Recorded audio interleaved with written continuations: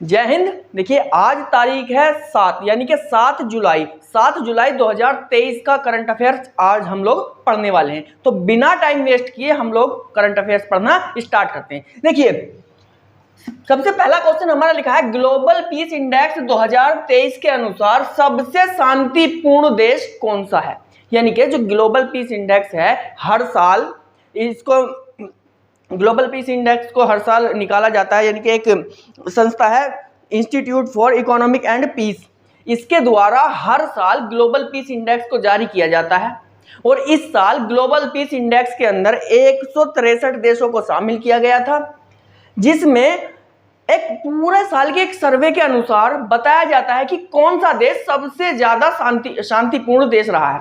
तो इस साल 2023 में जो ग्लोबल पीस इंडेक्स के तहत सबसे ज्यादा शांतिपूर्ण देश रहा है उसका नाम है आइसलैंड। क्या नाम है?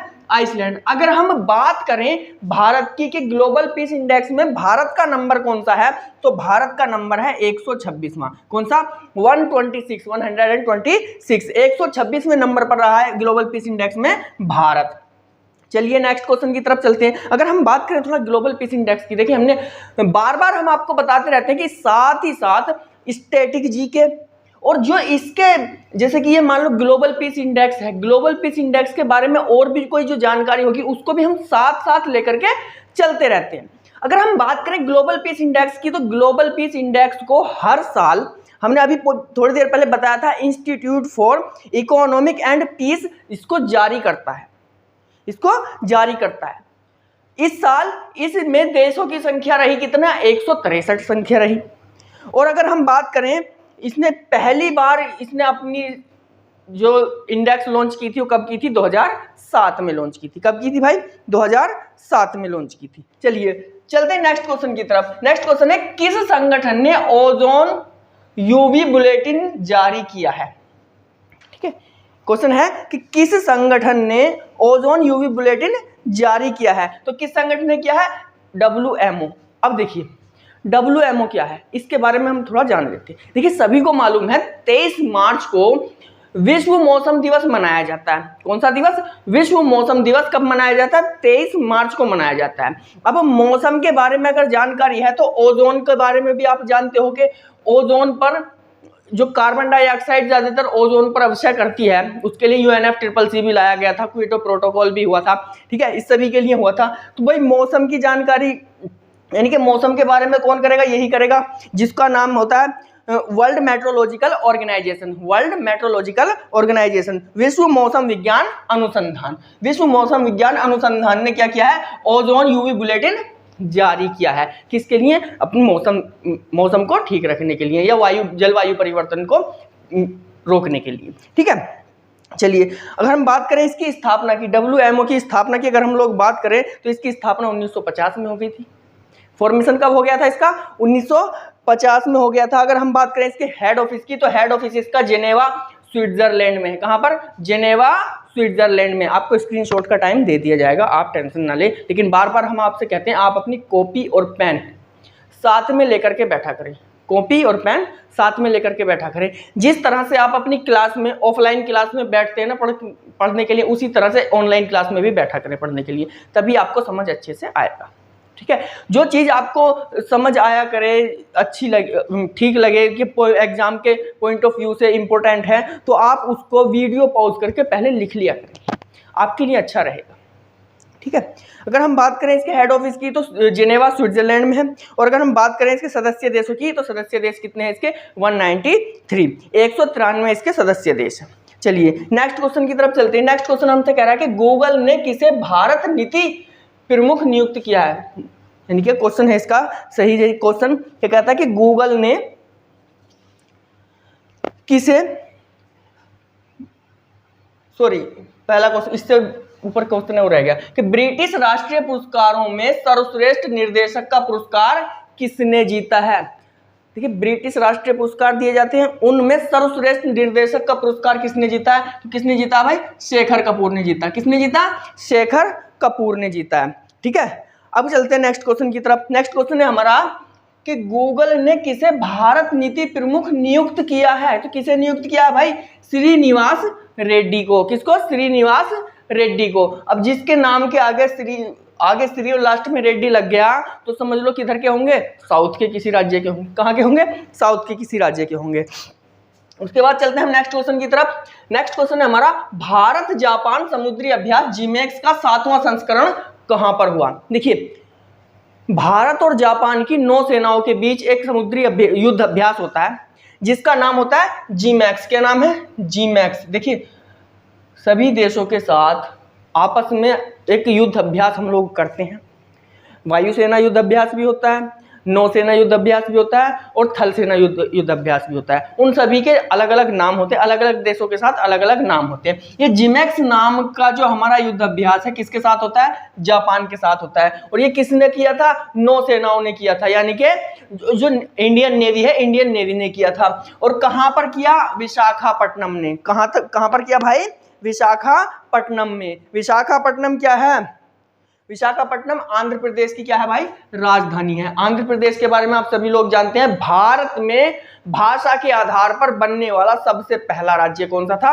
आंध्र प्रदेश था। कब बना था? 1 अप्रैल 1953 को बना था। ठीक है, क्लियर हो गया सभी को? जिसको समझ नहीं आए, पॉलिटी की क्लास हमने डाल दी है, काफी पहले पॉलिटी पढ़ा करके राज्य पुनर्गठन आयोग हमने आपको पढ़ा दिया है, जिसमें पोट्टी श्री रामुलु अनशन पर बैठ गए और अनशन पर बैठे बैठे उनकी मौत हो गई थी, जिस कारण क्या बनाना पड़ा था? आंध्र प्रदेश बनाना पड़ा था। और उसके बाद से और सभी राज्यों की मांग उठने लगी थी और काफी राज्य भाषा के आधार पर, लगभग सभी राज्य भाषा के आधार पर बनाने पड़ गए थे। फजल अली आयोग ने एक अपना क्या बना दिया था? राज्य पुनर्गठन आयोग बना दिया था।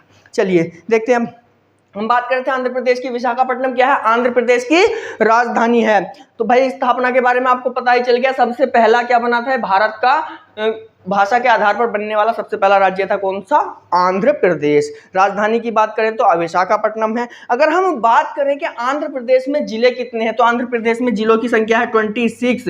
कितने भाई? 26 जिले हैं आंध्र प्रदेश में। और अगर हम इसके सीएम की बात करें तो वाईएस जगनमोहन रेड्डी यहाँ के कौन है? सीएम है। मुख्यमंत्री कौन है आंध्र प्रदेश के? वाईएस जगनमोहन रेड्डी हैं। अगर राज्यपाल की बात करें तो एस अब्दुल नजीर यहाँ के कौन है? राज्यपाल है। कहाँ के भाई? आंध्र प्रदेश के। अगर हम बात करें यहाँ की आंध्र प्रदेश की विधानसभा सीटों की, कि आंध्र प्रदेश में विधानसभा सीटें कितनी है, तो आंध्र प्रदेश में विधानसभा सीटों की संख्या है 176।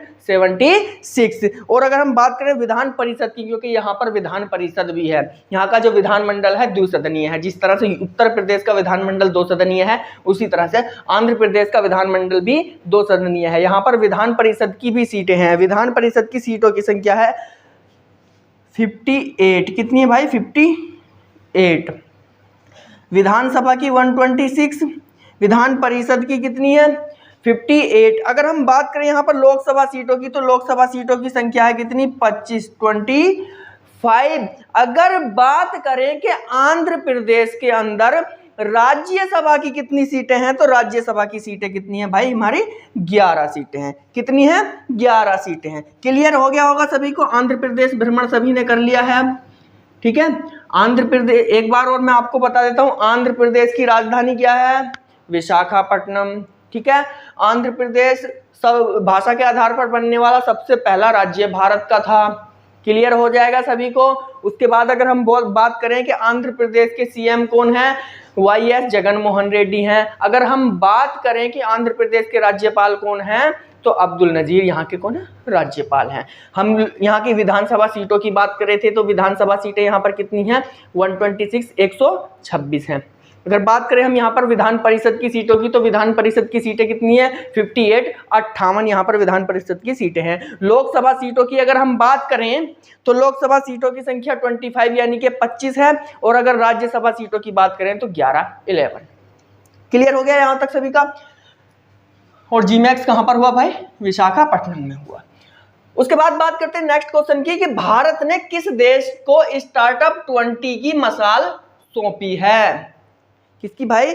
स्टार्टअप 20 की मसाल भारत ने किसको सौंपी है? हाल ही में भारत ने किस देश को स्टार्टअप 20 की मसाल सौंपी है? किस देश को सौंपी है? ब्राजील को सौंपी है। किसको भाई? ब्राजील को। अगर हम बात करें ब्राजील की, तो जब हम आपको 4 तारीख का करंट अफेयर्स पढ़ा रहे थे उस समय भी हमने ब्राजील के बारे में बताया था। ब्राजील की राजधानी क्या है? ब्रासीलिया है। क्या है भाई ब्राजील की राजधानी? ब्रासीलिया है। और यहाँ पर मुद्रा क्या चलती है? ब्रासीलियाई रियल।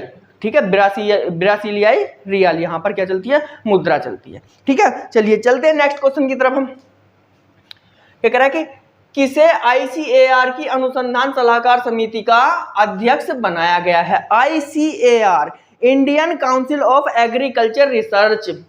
क्या? Indian council of agriculture research का क्या बनाया गया है भाई? अनुसंधान सलाहकार समिति का अध्यक्ष किसको बनाया गया है? नीरजा प्रभाकर को बनाया गया है। किसको?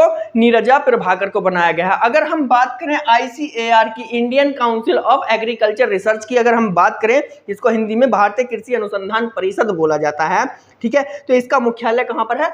दिल्ली में। मुख्यालय पूछा जाता है इसका कहाँ पर है भाई? आपका दिल्ली के अंदर है। ठीक है, चलते हैं हम नेक्स्ट क्वेश्चन की तरफ। नेक्स्ट क्वेश्चन है कि सबसे अधिक सूक्ष्म उधार लेने वाला राज्य, भारत का सबसे अधिक माइक्रो लोन लेने वाला राज्य कौन सा बन गया है? तो कौन सा बन गया है भाई? हमारा बिहार बन गया है। ठीक है, कौन सा? बिहार। बिहार की राजधानी क्या है? पटना है। सीएम कौन है बिहार के? नीतीश कुमार। और वाइस सीएम इस समय कौन है? कौन है भाई? तेजस्वी यादव है। ठीक है, पुराना नाम बिहार का क्या होगा? मगध होगा। क्या होगा भाई? मगध होगा। राजधानी क्या होगी इसकी? पटना। पहले उसका नाम क्या था? पाटलिपुत्र। बसाया किसने था? उदयन ने बसाया था। ठीक है, क्लियर है?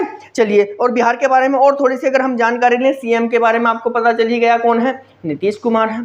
ठीक है, वाइस सीएम यहाँ पर उप मुख्यमंत्री कौन है भाई? तेजस्वी यादव है। उसके बाद अगर हम यहाँ के राज्यपाल की बात करें तो यहाँ के राज्यपाल है राजेंद्र अर्लेकर। कौन है भाई? राजेंद्र अर्लेकर। अगर हम बात करें बिहार में जिलों की कि बिहार में जिले कितने हैं, तो बिहार में जिले हैं 38। कितने? 38 जिले। बिहार के अंदर जिलों की संख्या कितनी? 38 डिस्ट्रिक्ट बिहार के अंदर है। उसके बाद अगर हम बात करें कि विधानसभा सीटें, बिहार के अंदर विधानसभा सीटें कितनी है भाई? 243 है। कितनी? 243। कितनी है? 243। पहले कितनी थी? 331 थी। लेकिन जैसे ही झारखंड दूसरा राज्य बना तो घटकर कितनी रह गई?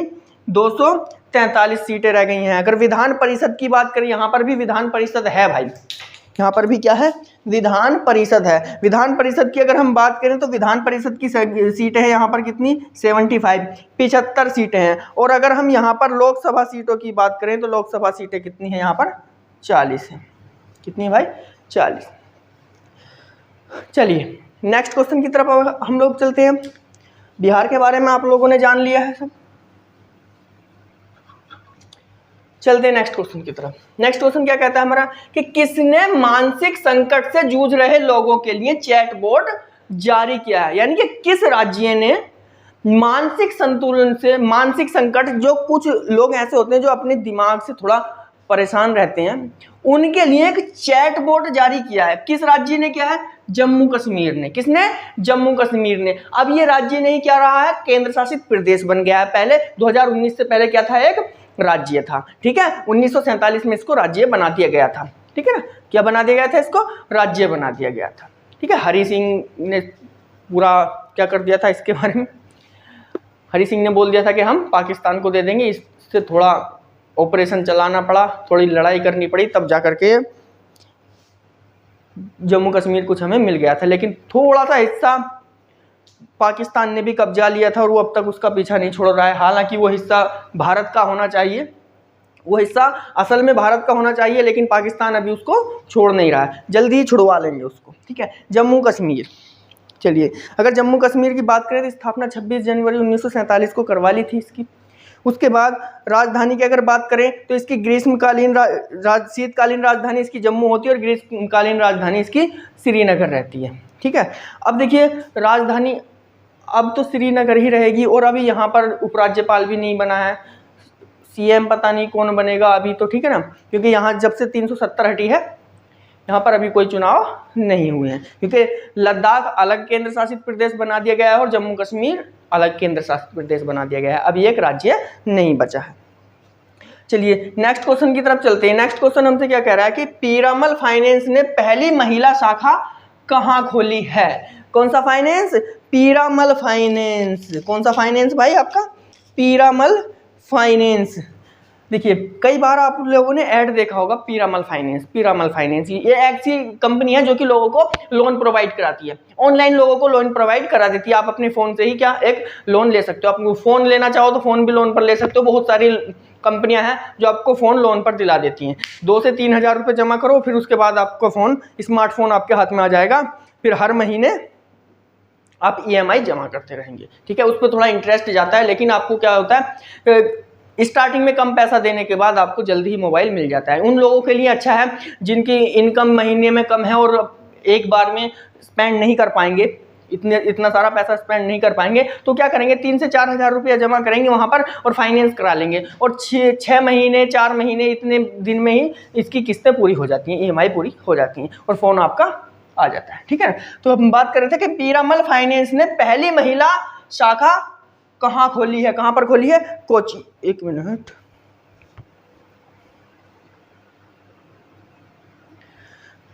सॉरी, ठीक, चलिए कहाँ पर खोली है भाई? कोची में। कोची कहाँ पर है? केरल में। कहाँ पर है भाई? केरल में। पहले इसको कोचीन बोला जाता था, अब इसका नाम क्या है? कोची है। अगर हम लोग बात करें केरल की, तो केरल की स्थापना कब हो गई थी? 1 नवंबर 1956 को। कब हुई थी भाई? 1 नवंबर 1956 को केरल की स्थापना हुई थी और राजधानी इसकी क्या है? तिरुवनंतपुरम। केरल की राजधानी क्या है भाई? तिरुवनंतपुरम है। केरल की राजधानी क्या है? तिरुवनंतपुरम। उसके बाद अगर हम बात करें कि यहाँ के मुख्यमंत्री कौन है, तो यहाँ के मुख्यमंत्री हैं आपके पिनाई विजयन। कौन? पिनाई विजयन। उसके बाद सॉरी, पिनाराई विजयन। क्या? पिनाराई विजयन, पिनाराई विजयन। उसके बाद अगर हम बात करें यहाँ के राज्यपाल की, तो मोहम्मद आरिफ खान यहाँ के राज्यपाल है। कहाँ के? केरल के। राज्यपाल कौन है? मोहम्मद आरिफ खान। अगर जिलों की बात करें तो यहाँ पर जिलों की संख्या कितनी? 14, यानी कि 14 जिले यहाँ पर है। और विधानसभा सीटें कितनी है? 140। विधानसभा सीटें कितनी? 140 हैं भाई। उसके बाद अगर हम लोग बात करें यहाँ पर लोकसभा सीटों की, तो लोकसभा सीटें हैं यहाँ पर 20 और राज्यसभा सीटें हैं कितनी यहाँ पर? केवल 9। राज्यसभा सीटों की संख्या क्या है यहाँ पर? 9 है। चलिए नेक्स्ट क्वेश्चन है कि किस राज्य ने PM जन आरोग्य योजना के तहत बीमा राशि को दुगना कर दिया है? क्या कह रहा है कि हाल ही में किस राज्य ने PM जन आरोग्य योजना के तहत जो बीमा होता है, एक प्रधानमंत्री नरेंद्र मोदी ने एक नई योजना लाए थे जिसका नाम था PM जन आरोग्य योजना। इसके तहत बीमा किया जाता था लोगों का।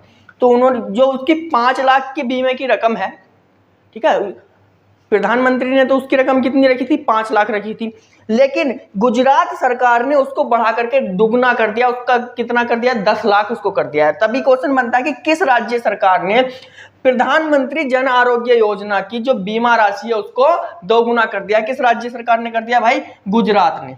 किस सरकार ने? गुजरात की राज्य सरकार ने, ठीक है ना। गुजरात के बारे में हम आपको अगर थोड़ा बताएं तो 4 तारीख के करंट अफेयर्स में भी बताया था कि गुजरात की स्थापना कब हुई थी? 1 मई 1960 को हो गई थी, ठीक है। जो बम्बई था, बम्बई से काट करके एक गुजरात बनाया गया था और एक महाराष्ट्र बनाया गया था, ठीक है। और बम्बई नाम का एक मुंबई शहर महाराष्ट्र को दे दिया था। उसके बाद अगर हम बात करें इसकी राजधानी की, तो राजधानी गांधीनगर है, आपको पहले ही बताया था।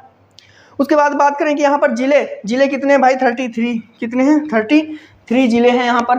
33 जिले कहाँ पर? गुजरात में। गुजरात में जिलों की संख्या कितनी? 33। गुजरात में जिलों की संख्या 33, याद हो जाएगा। उसके बाद अगर हम बात करें यहाँ के राज्यपाल, तो आचार्य देवव्रत यहाँ के कौन है? राज्यपाल हैं। अगर हम यहाँ के CM की बात करें तो भूपेंद्र भाई पटेल यहाँ के CM हैं। अगर हम बात करें यहाँ पर विधानसभा सीटों की, तो विधानसभा सीटें 182, 182 विधानसभा सीटें कहाँ पर? गुजरात में। विधान परिषद यहाँ पर है नहीं, ठीक है, विधान परिषद यहाँ पर है नहीं। लोकसभा सीटों की बात करें तो लोकसभा सीटें हैं 26, यानी कि 26।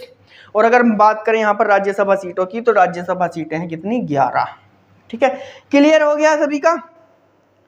चलिए, और आंसर हो जाएगा हमारा इस क्वेश्चन का गुजरात। नेक्स्ट क्वेश्चन की तरफ हम चलें।